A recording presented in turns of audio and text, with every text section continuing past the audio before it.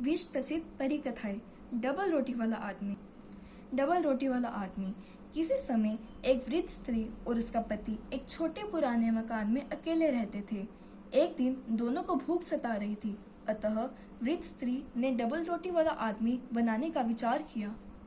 सब कुछ मिलाने के बाद उसने गूथे हुए आटे से सावधानीपूर्वक एक आदमी की आकृति बनाई, फिर किशमिश से उसके नेत्र और चेरी से बटन लगाए।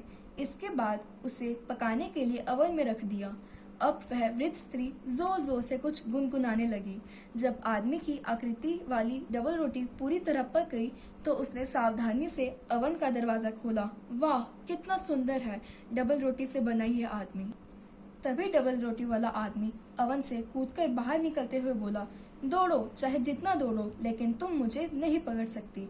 मैं डबल रोटी से बना आदमी हूँ। वृद्ध स्त्री डबल रोटी वाले आदमी के पीछे भागी, लेकिन उसे नहीं पकड़ पाई। वह जोर से चिल्लाई, रुको, लेकिन डबल रोटी से बने आदमी ने पीछे मुड़कर नहीं देखा।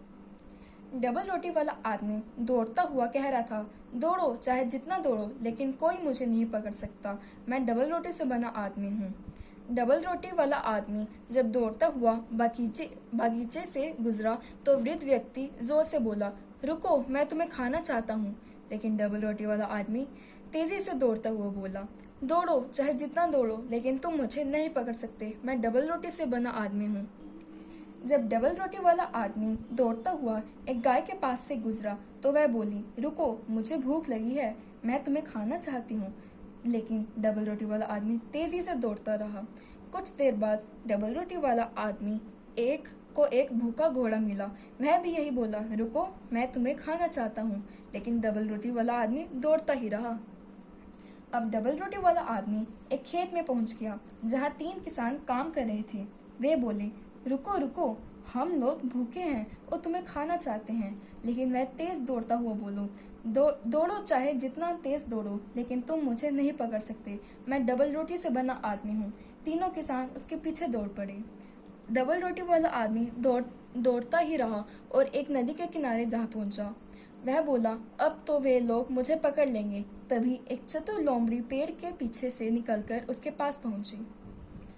लोमड़ी बहुत भूखी थी। वह डबल रोटी वाले आदमी से बोली, मैं नदी पार करने में तुम्हारी सहायता कर सकती हूँ।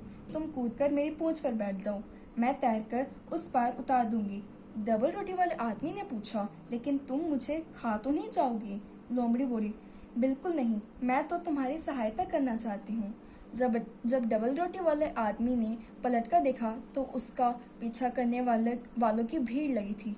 वह लोमड़ी से बोला, जल्दी करो, वरना ये सब मुझे पकड़कर खा जाएंगे। ये कहता हुआ डबल रोटी वाला आदमी कूदकर लोमड़ी की पूंछ पर बैठ गया। शीघ्र ही वे नदी पार कर रहे थे। अभी दोनों नदी के बीच में ही पहुंचे थे कि लोमड़ी बोली, मेरी पूंछ तुम्हारा भार नहीं उठा पा रही है, तुम कूदकर मेरी पीठ पर बैठ जाओ। डबल रोटी वाला आदमी कूदकर लोमड़ी की पीठ पर बैठ गई।